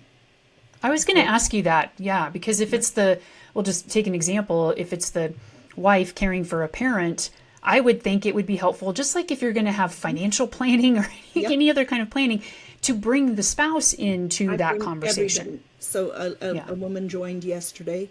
She has 2 adult daughters. Unlike her daughters can join along with her. I'm speaking to a grandson of his grandmother has dementia. I'm like, if you join, your cousins, your uncle, everybody, whoever you want to join can join. I have put paid caregivers in the group. If the person has a paid caregiver, if they want that paid caregiver to be in the group, I want to bring them in, because that's how we're going to support that one person. And so, I think it's very important that all of these people be able to have one community where they're getting consistent information. When I have sibling groups that join, I've had several sibling groups join. One of the biggest benefits can be having an impartial person be the mediator between siblings that are not seeing eye to eye. Oh, yeah. Yeah, I didn't even think of that, but that seems, again, like that just seems to make so much sense, because I can only imagine when there are multiple siblings, there's so much going on there. There's the grief of each sibling. There are the different ways that each of them would like to deal with it, the different relationships with I'm just going to take parent, for example. So to be able to have somebody like you. Differences between the siblings. Yeah, exactly. You got your drama. So, yeah. Do you, how do you, I think is the question, how do you support someone? And I'm just going to take parents again for example. I recognize that we're talking about people who have significant others with dementia, like different kinds of relationships. Absolutely. But I'm just going to take the parent, for example. How do you support someone or work with them who has had a pretty strained relationship with their parent over their life? Because the dementia now may be adding layers onto an already difficult relationship. What does that look like? The only way that those ones tend to be successful is if the person who I am working with is actually willing to make the changes. And sometimes those people need to have counseling separate from our coaching, because that's not what I'm there for. Yeah. Unless unless the family caregiver is able to put that resentment and that anger and that relationship aside, then I'm not the right person to work with, because it's not going to change. Yeah. If they are able to do that, then we can work through the how to do this. I have told people they should not be the caregiver. If they have a really strained relationship with their parent. Yep. Yeah. I And have why is told that? people you are not the right person to take care of them. I have told people your job is to find a person who can be assigned to be the custodian, the decision maker, and you need to bow out. Because, I'm not of the opinion if you were beaten to a pulp or molested by a person that you should be the primary caregiver. Oh, I deeply appreciate you naming that, because I can imagine that there are so many, again, just taking the parent-child relationship, or even a spousal relationship or significant other relationship, where the caregiver has experienced some form of trauma or abuse from the person who now has dementia. And then because of the society we live in, because of our Gen X tendencies to want to just like suck it up and take care of everybody else but ourselves, that person would feel so much internalized pressure from external sources that they have to be the one to take care of that person who traumatized or abused them. Yep. And so I really appreciate you saying that. Like if I had not been able to come to the point where I am related to my sense of abandonment, we were financially always well taken care of, but there was a tremendous abandonment with boarding school. If you speak to my sister, she had the same experience. If I had not gotten to a point where I could put that behind me, I could not be a primary caregiver to my parents. Yeah. Yeah. Because I would be resentful, and all it would do, quite frankly, is ruin me and ruin my life and ruin my marriage and ruin my relationship with my children. But I've been able to do that. If a person listening is not able to do that, then their responsibility is to ensure that the person is being taken care of and step away. Yeah. That's just beautiful. I'm really glad you said that. We spoke about your parents early on. Are your folks still around? Yep, they live about 15 minutes away from us. My husband and I are their primary caregivers. Okay. Do they both have dementia? My dad was diagnosed last May with mild cognitive impairment. My mother was never diagnosed, but she was 43. She is 76. She was 43 years old when she had a massive aneurysm. And she definitely is aging with a vascular type of dementia.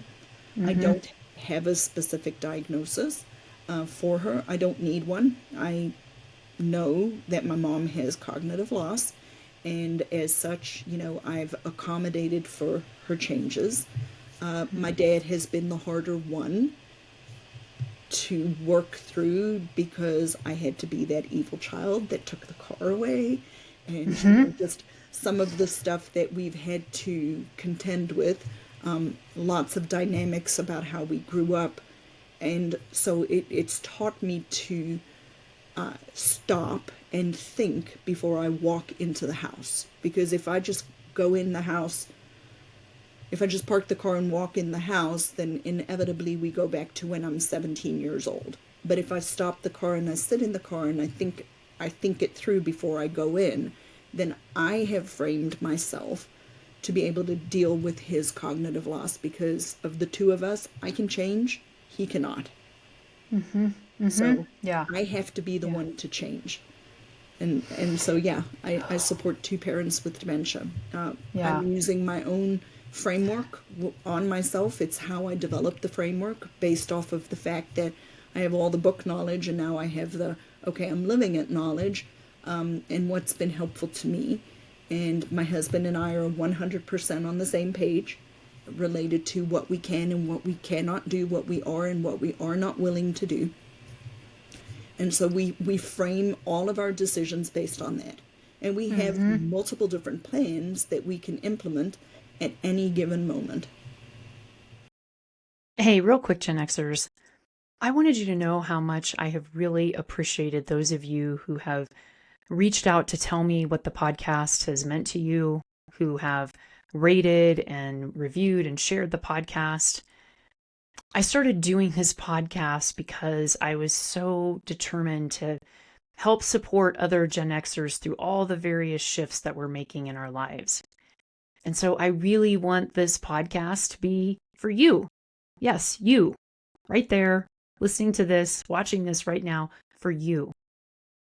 And so I invite you to send me an email at podcast@lifefromthesummit.com to let me know what ideas you might have for the podcast, if there's topics that you'd like to hear about, and to let me know what the podcast has meant to you. And if you can also take a minute, just a few seconds actually, right after this episode, to hit that 5-star button and leave a review for the podcast wherever you're listening. It helps me to know that this podcast is reaching people, that it actually is supporting you in making a shift. So please let me know how I can make this podcast be more for you. And now back to the show. Yeah, you really are walking the talk. I mean, you are someone who is going through this journey in real time, which again, for other folks going through it, can help remind them that they are not alone. You're not somebody would be like me, coming at this from an outsider's perspective, trying to walk you through this journey of caregiving for someone with dementia. You are walking that journey yourself. And so I would think that would feel very comforting if that were me in that situation. And I will tell you, the biggest paradigm shift that I made was going from professional caregiver to family caregiver. They are not the same. You can have all the head knowledge in the world, but until you have actually dealt with it, you really don't know. And I have reflected on it, how inadvertently over the years I made things harder for the families I was trying to help, because I didn't have that experiential basis yet. And it totally changed every single thing that I do related to how I started my business, where I want my business to go, how I want to serve the family caregivers, what the purpose of it is honestly caregiver wellness, caregiver well-being, not person living with dementia. By taking care of the caregiver, I am taking care of the person living with dementia. Absolutely. And that takes a lot of humility to recognize what you did, that there may have been ways that you, in hindsight, would have served differently had you known what you know now, but we can't go back in time. And so you're taking that feedback and learning from it and continuously trying to improve how you're serving these caregivers. I want to come back to something we said early on, and I want to be careful about how at least I talk about this, because I am one who does not believe in hacks. I am not a toxic positivity, Pollyanna kind of person. I believe in creating space for everything that we view as, quote, good or bad, blessing, curse, and I don't even like assigning those labels. One of the things that we said early on was, or maybe I even said it and I don't want to put words in your mouth, but given how you're trying to change the conversation and the mindsets around dementia to see it in a different way, I'm wondering if there are, and I don't even know what word to use here, opportunities, blessings, moments of beauty, I guess, in this caregiver journey. Absolutely there are. And I think that's one of the reasons why I want people to reframe how they think about it, Because if all you're looking at is what you're losing, as opposed to what you can still be grateful for, how you can create moments of joy. I'll use my friend who happens to live locally, the lady I spoke of that's from South Africa. We live about a half hour from one another, so this past Sunday we had their entire family over for lunch. And her mom has pretty severe dementia, and we have chickens. And we have a rooster who is like a baby. He's the softest, most gentle rooster you have ever come across. And if you know anything about roosters, that's saying a lot. And Yeah. so my husband went and got the rooster, and we brought the rooster into my house. And he held the rooster so that she could pet the rooster and touch the rooster. And we took videos of her with the rooster and her interaction with the rooster, and just this little moment, and you could see the absolute joy on her face, and it was phenomenal.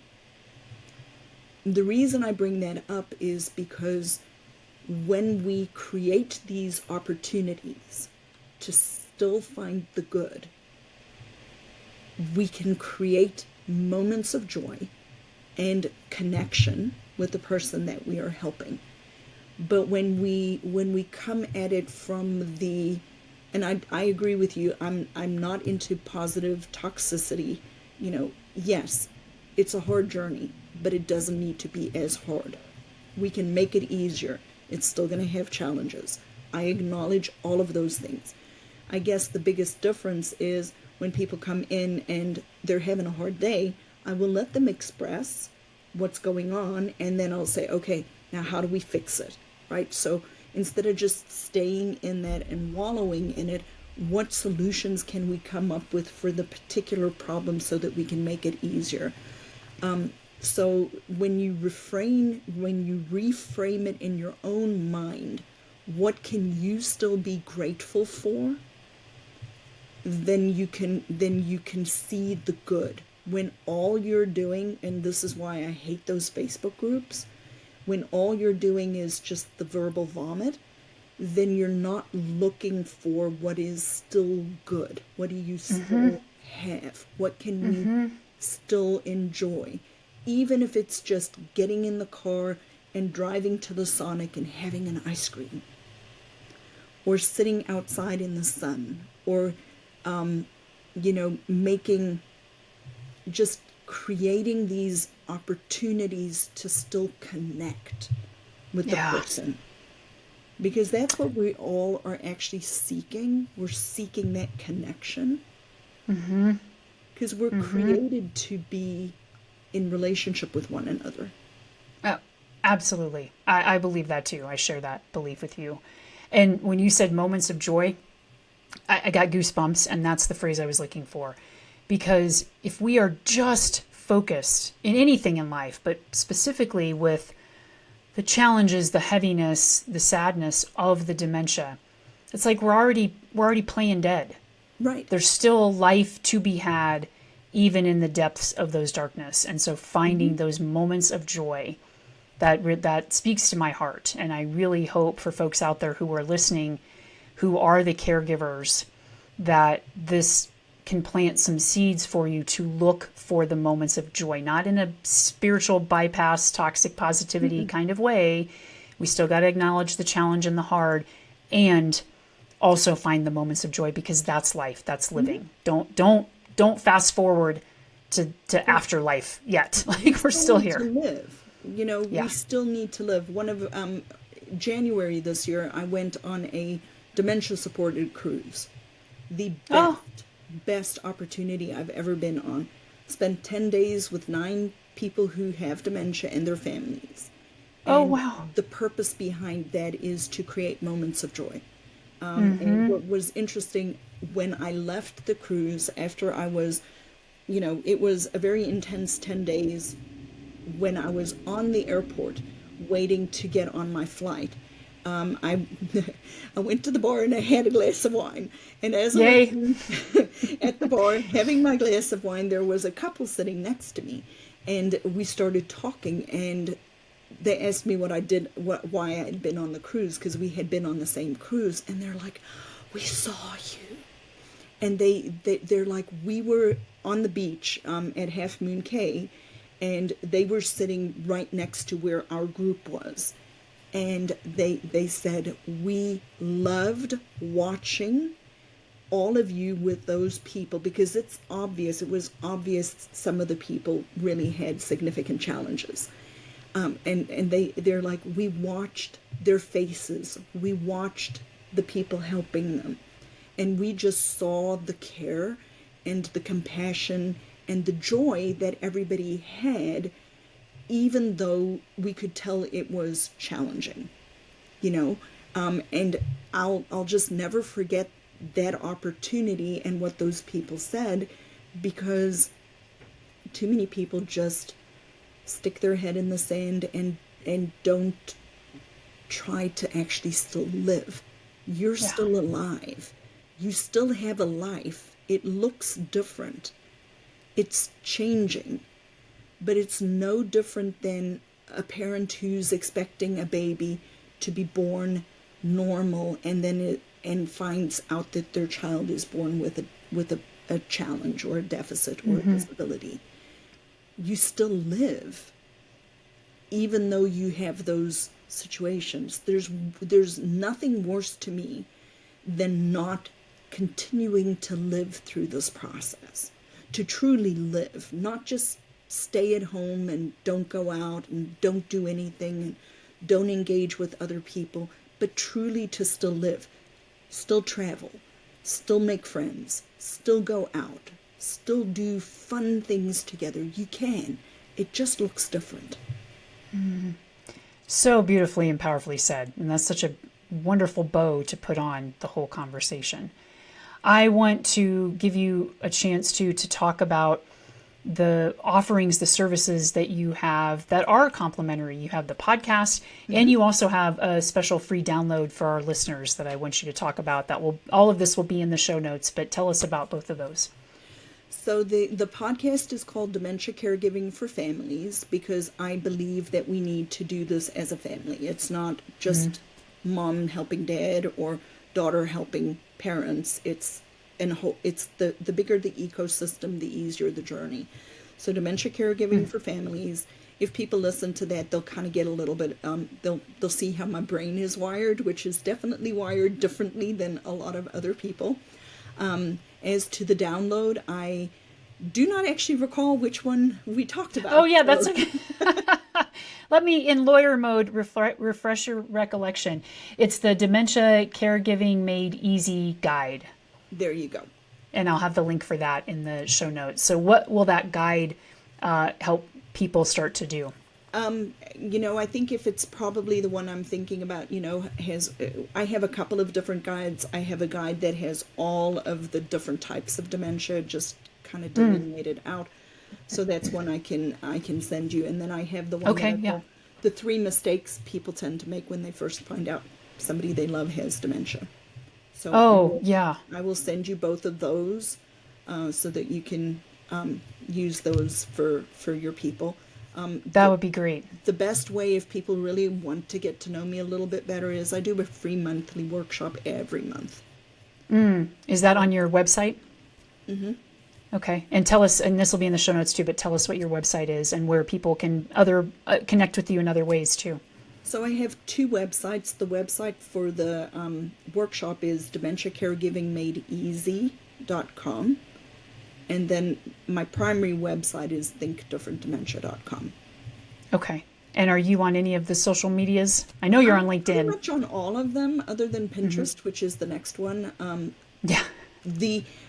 The fact that I believe most Gen Xers probably are more on Facebook, I could be wrong, but like Instagram never really pulled me in. But, I got hooked on Facebook. Facebook came along later on.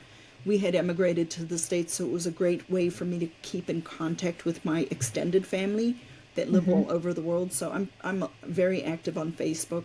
I'm on LinkedIn. I'm pretty active on LinkedIn as well. So if people want to find me, those two are the best places to find me.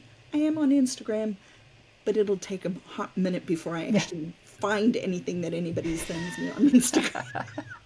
And are those all under Lizette Cloete? It's actually Lizette Cloete OT. Okay. So just the OT, for the occupational therapy. Therapist. Yep.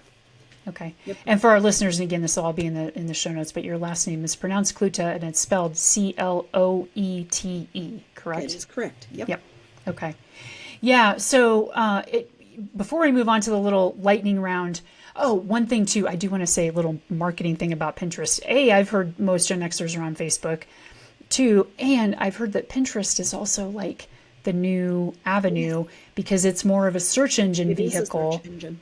And so I would imagine a lot of folks might be Googling like 5 tips to deal with dementia. That'd be a great Pinterest post. I need to actually just do that. I just haven't made it a priority yet. I hear you. We might need to do like an accountability pod because you and I had talked offline just about our entrepreneurial journeys. And so we might need to have some accountability for each other around getting our Pinterest profiles up and running. That would be good. I would love that. Yeah. All right. So GenX lightning round. And as I've mentioned to other folks, I give these lightning round questions to guests ahead of time because I don't want to put people on the spot. Not everybody's a lawyer who's used to thinking on their feet. She's got the glasses. She's ready to go. Because I got to read what I wrote. All right. So first question, what is your fondest, and I hope I haven't changed these since I've given it to you. I'll fly with the seat of my pants. Go on the fly. What's your fondest Gen X childhood memory? So I have one from the United States, and that is Alice in Wonderland in Central Park, and climbing on her. You know, there's a statue in Central Park. So Central Park as a child, growing up, playing in Central Park as a kid.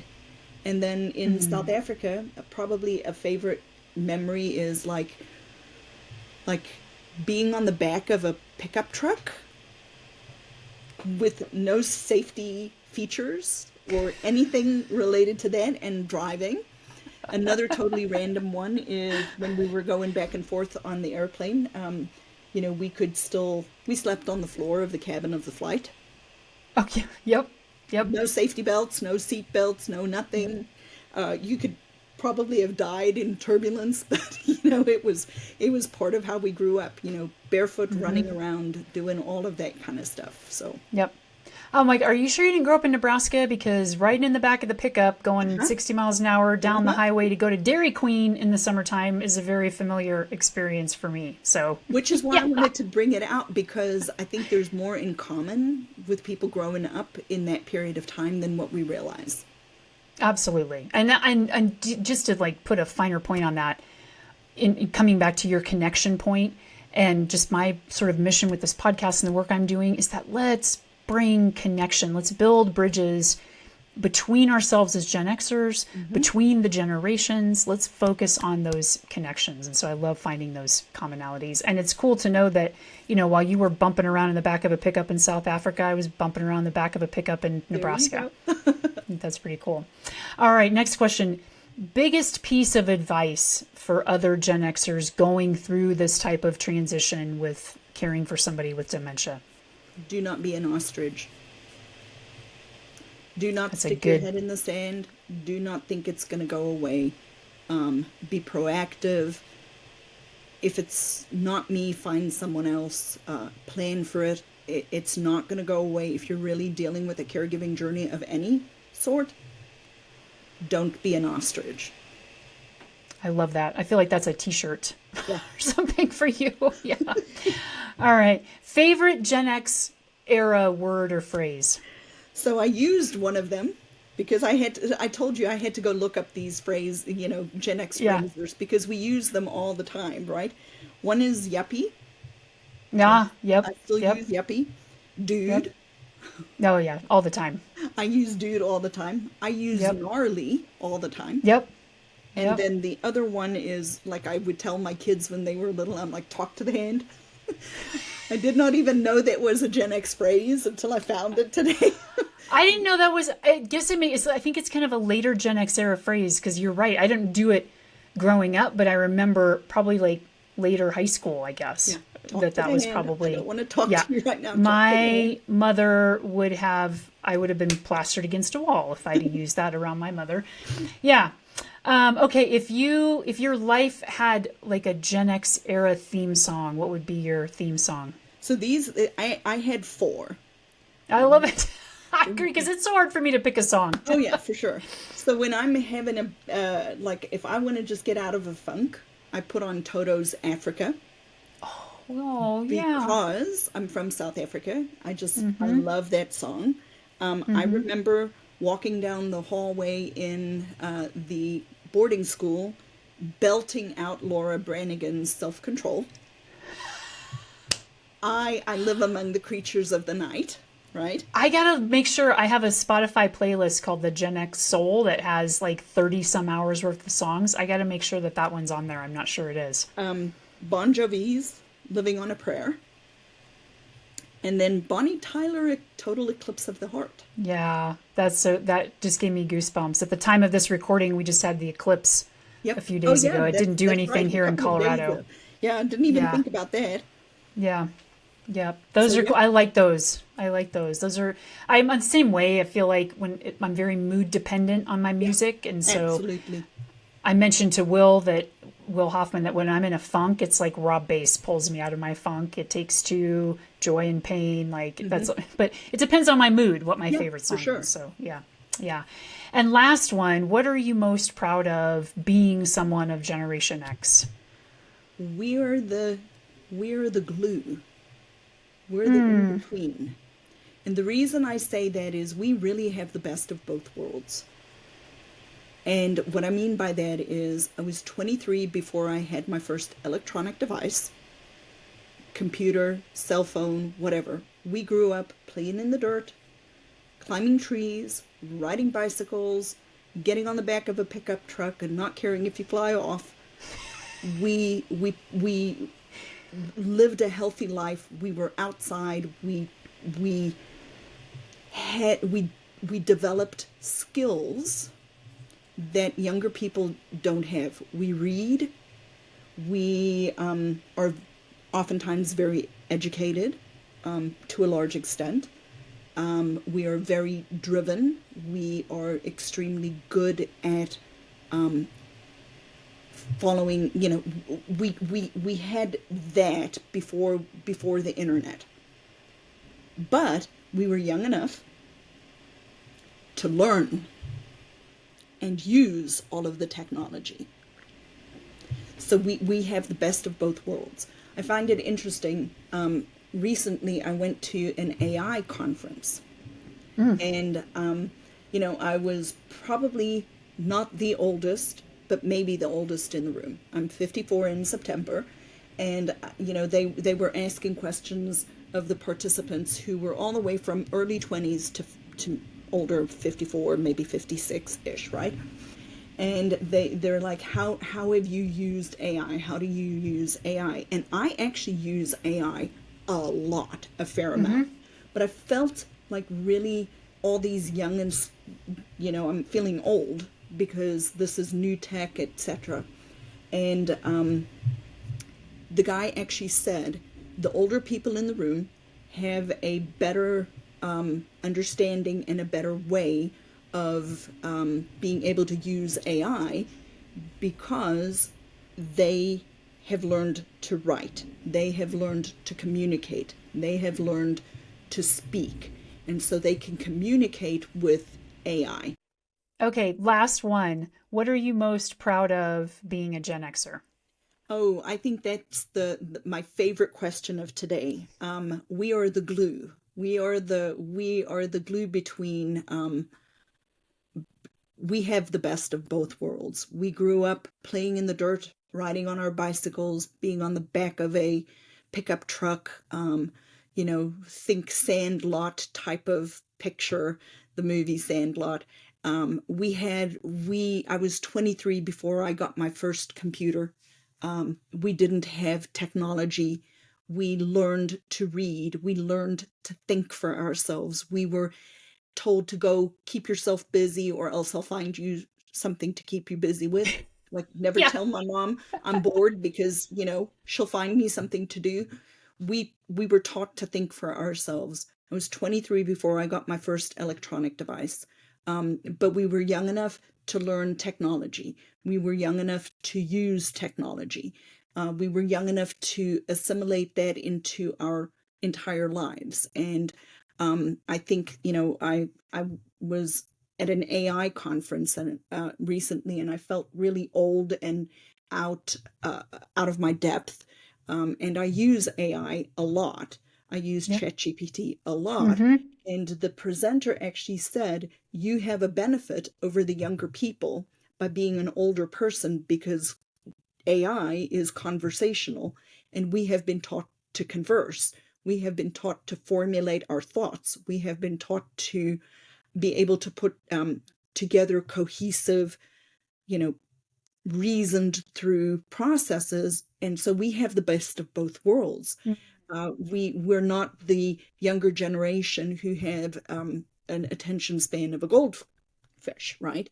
Because they're used to scrolling on Facebook. I still read books every single day. We just have the best of both worlds. We're the Yeah. glue between the older people and the younger people. I love that visual of the glue. I think that because we really are, we're like the bridge between the Yeah. generations and the glue that's kind of holding it together. So this was such an enriching conversation for me. I know that our listeners are going to get so much out of it. And I really hope that people take up your invitation to reach out to you Mm-hmm. for the support that I know that these caregivers need.